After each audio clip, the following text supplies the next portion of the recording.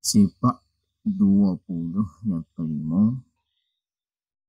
Qiyamuhu ta'ala fi nafsih. Artinya Allah Ta'ala berdiri dengan sendirinya. Maka mustahil jatuh berdiri dengan sendirinya. Allah Ta'ala ada sendirinya. Tak boleh buat dia. Firman Allah Ta'ala, Inna Allah ala waliyyu anil alamin. Bahawa Allah Ta'ala sungguh terkaya daripada sekalian alam.